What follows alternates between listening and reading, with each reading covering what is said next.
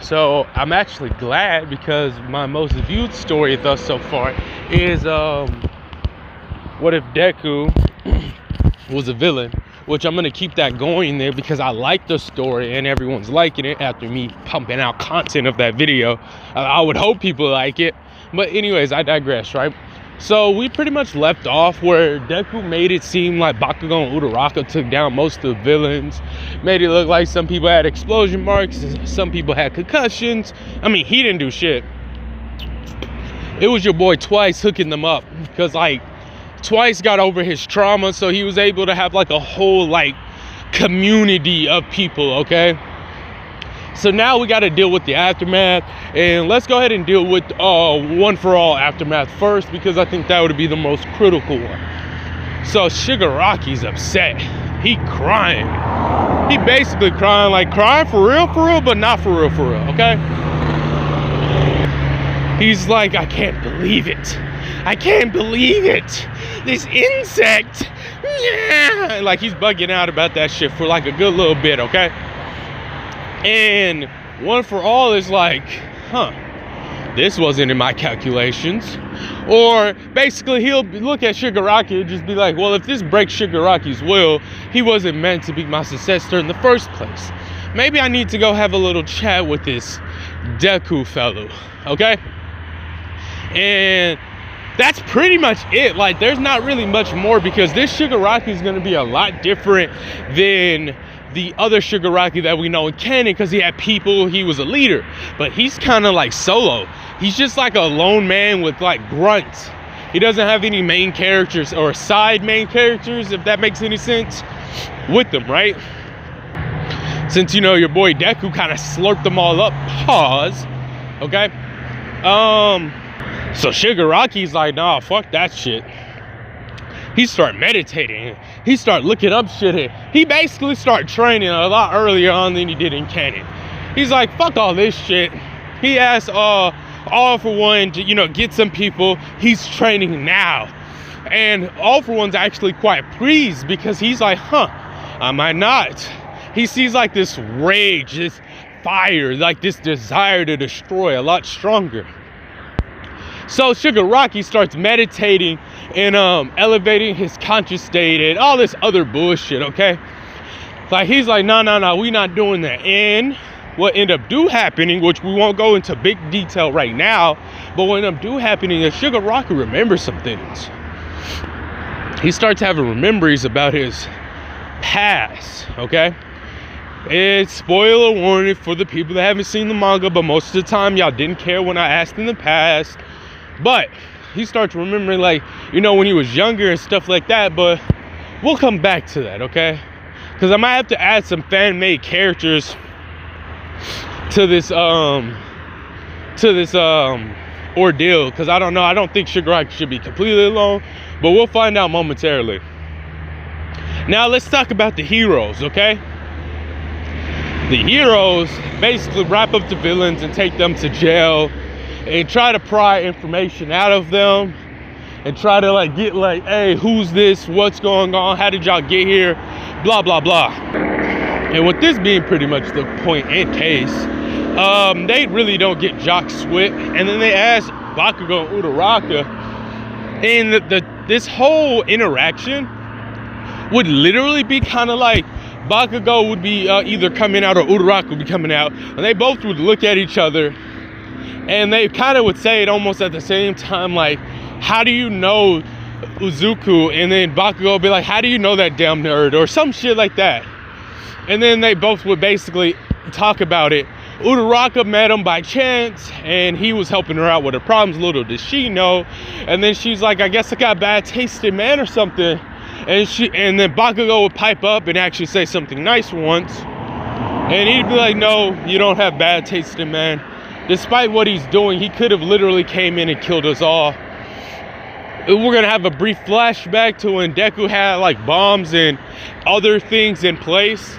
And since Bakugo was least damaged out of the three, he was able to look around and realize that there was an army of Twice, right? So if Deku really wanted to, He could have literally just sent in these armies of twice to fuck everyone up. And then the twices could have kept making more copies. Like, I don't think a lot of people understand how broken Twice is. But at least Hawks did.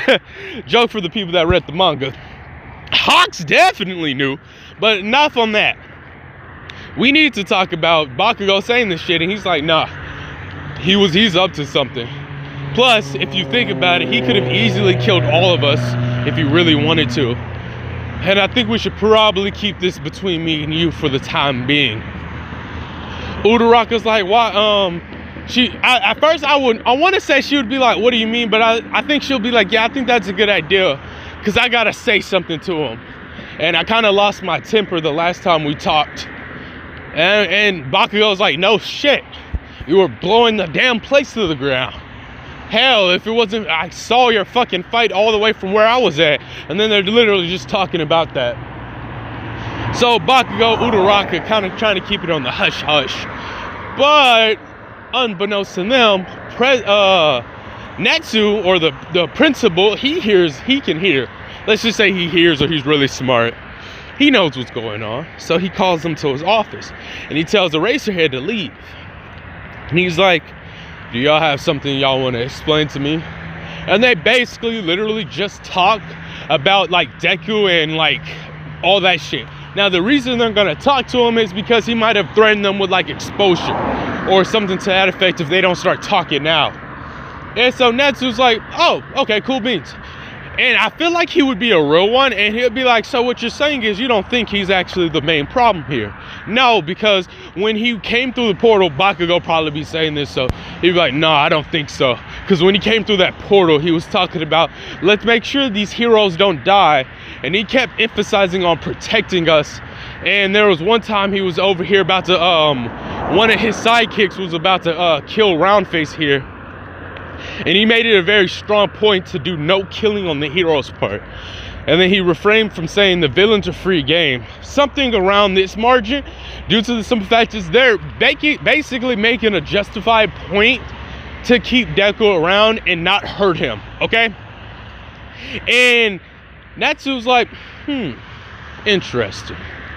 So what you're saying is, And then they're both kind of like slightly nervous, but Bakugo's keeping like a semi-cool expression, but you can see he's nervous. Uraraka's sweating bullets though. And he's like, all right, cool beans, keep this between us. No one else must know, not even your closest friends. I don't know why I think he talks like that, but that's how he talks, okay? So with that being said, the class would basically have their week prior, week little vacation and shit.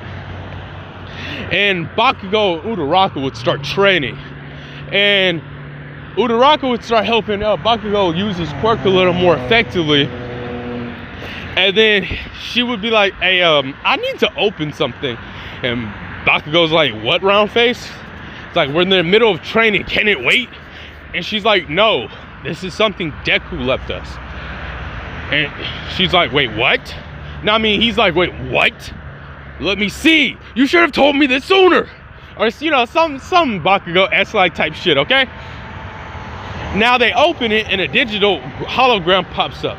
He's like, hey, yo. Yeah, if you're seeing this, I'm probably dead. Wait, no, hold up. Wrong message. Okay, listen. I'm pretty sure Bakugo and Uraraka seen this. If anyone else is seeing this, like red laser projects outwards, make sure there's only 2 visible bodies. Good. Okay, cool. Gotta make sure no one else is hearing this. All right, you're probably wondering, what am I doing? Why am I like this? Blah, blah, blah. Doesn't matter. By the next time you see me, I'll be so much more stronger than you. I could easily beat Bakugo with one hand. Bakugo goes off and just starts shooting explosions. He's like, that damn nerd thinks he can take me. Ah, boo, boo, boo, boo, boo. He got lucky. Oh, the next time we see him, he's dead. You hear me? He's dead. Uraraka keeps listening. All right, now that Bakugo is properly, warmed up or motivated. Hello, Uraraka. Yeah, I'm not gonna lie. I'm kind of sorry I didn't tell you, but it really never came up into the conversation. Yes, I've been helping your parents. Yes, I've been making sure everything's good. And I probably threatened both of y'all. I didn't mean it, but I kind of needed my secret to be safe. But I'm pretty sure you already told the principal. And he was kind of cool with it.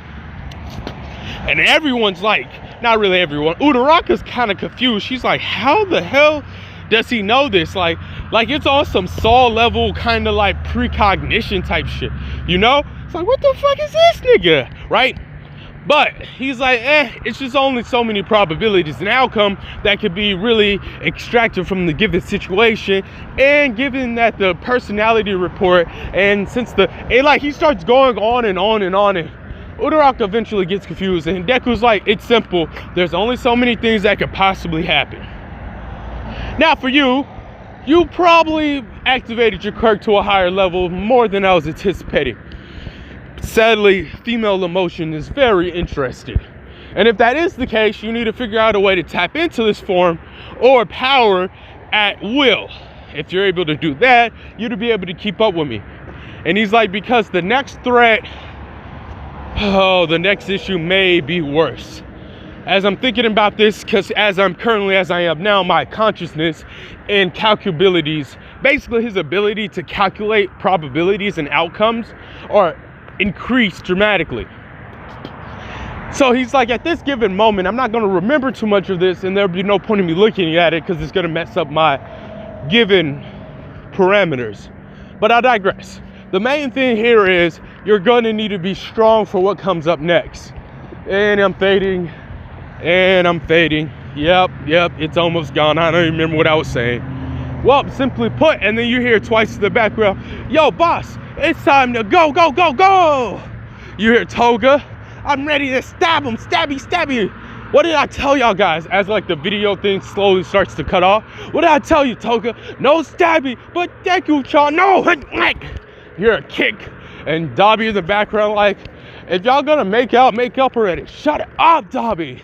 What are you gonna do? Kill me? Maybe. And then it like pans out.